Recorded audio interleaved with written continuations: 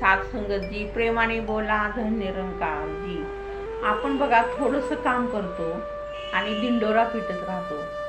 ही मानवाची, प्रत्येक मानवाची खासियत आहे की थोडंसं काम करायचं पण मी खूप केलं असं दाखवायचं आणि अजून खूप काम माझं शिल्लक आहे असंही दाखवायचं. एक दाशी छोटंसं उदाहरण ठेवते, अगदी तंतोतंत ते मनाला पटून जाईल. प्रभू रामचंद्र ज्यावेळेला वनवासाला गेले त्यावेळेला रावणाने सीतामयाला पळवून नेलं. एका बैरागीच्या वेशामध्ये तो आला आणि सीतेला घेऊन गेला साधूच्या रूपामध्ये. मग विचार करा, ज्यावेळेला सीतामयाला तो घेऊन गेला तर ज्यावेळेला तो घेऊन चालला होता रस्त्यामध्ये जटायू पक्षी त्या रावणाशी 2 हात करत होता. म्हणजे जवळजवळ ते जटायू म्हणजे एक मिसाईलच होतं म्हटलं तरी, किंवा असं एक विमानच होतं छोटं. अशा पद्धतीनं तो लढत होता. पण शेवटी त्याची पंख रावणाने तोडून टाकली आणि जटायू खाली पडला आणि राम राम असा म्हणत तो प्रभूंची एक आठवण किंवा प्रतीक्षा करत बसला होता. काही दिवसानंतर प्रभू रामचंद्र त्याच मार्गाने सीतामयाकडे निघाले होते. त्यावेळेला लांबून आवाज आला की राम कोण म्हणते. म्हणून प्रभू रामचंद्र तिथं गेले. पाहतायत तर तो जटायू अगदी रक्ताच्या थारोळ्यामध्ये पडलेला, पंख नाही आहेत, सगळं पंख छाटलेले आहेत आणि खूप त्याला मारलेलं. मग प्रभू रामचंद्रांनी त्याचं मांडीवर घेतलं डोकं, त्याला कुरवाळलं, त्याला पाणी पाजलं आणि विचारलं, कोण तू?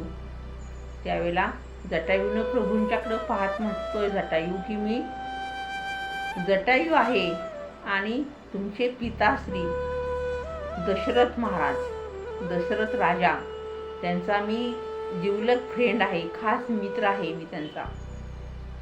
मग प्रभू म्हणतात की काय झालं, अशा अवस्था तुमची कोणी केली?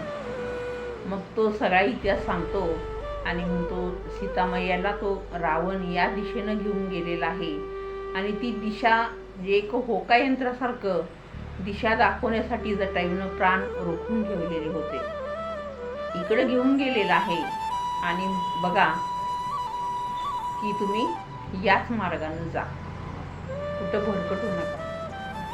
आणि मग प्रभू रामचंद्र जटायूंना म्हणतायत की काय तुझी शेवटची इच्छा आहे? तो म्हणतो काय नाही, तुम्ही भेटला हीच माझी शेवटची इच्छा होती. जटायू म्हणतो आता निघालोय स्वर्गात.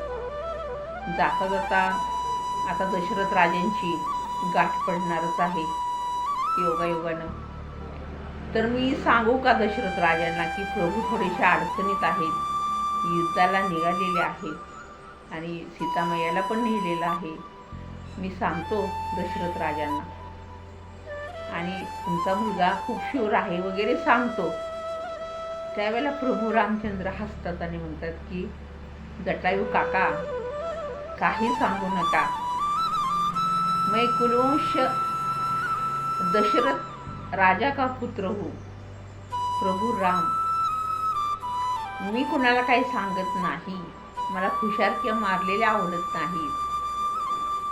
ज्या वेळेला मी त्या रावणाचा वध करीन आणि तो रावण ज्या वेळेला स्वर्गात जाईल तो खुद ही बताएगा राम कौन है, राम कौन है. याचा अर्थ दाशीला एवढंच उदाहरण चरणावरती ठेवायचं होतं की मी कोण आहे हे कृतीतनं सिद्ध करावं लागतं. मना सज्जना भक्तिपंथेसी जावे. रामदास स्वामी काय म्हणतायत, स्वतःच्या मनावरती संस्कार करायचे पहिले आणि मग दुसऱ्यांच्याकडे जायचं.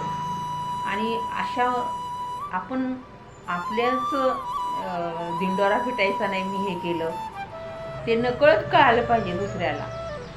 त्यांनी काय केलं. मी निरंकारी मंडळात आहे, मी छान विचार सांगतो, मला गाणी, अभंग, गीत छान म्हणता येतं. नाही, मी त्यातला आत्मसात किती केलेला आहे. आणि माझं जी पर्सनॅलिटी आहे, माझा जो शांत स्वभाव आहे, जो मला निरंकारी मशीनमध्ये लाभला, माझ्यावरती संस्कार झाले, ते ज्या वेळेला बाहेरचे लोक बघतील, अरे हा कुठल्या पंथात जातो, हा कुठल्या गुरुकडे जातो, कुठल्या देवाकडे जातो, एवढा ह्याच्यात बदल कसं काय झाला, मै निरंकार हूँ, हे त्यावेळेला सांगा. हेच फक्त दाशीला सांगायचं होतं. व्हिडिओ कसा वाटला नक्की कळवा. नवीन असाल तर चॅनल सबस्क्राईब करा आणि लाईक करायला मात्र विसरू नका. प्रेमाने बोला. धन्य निरंकार जी राम.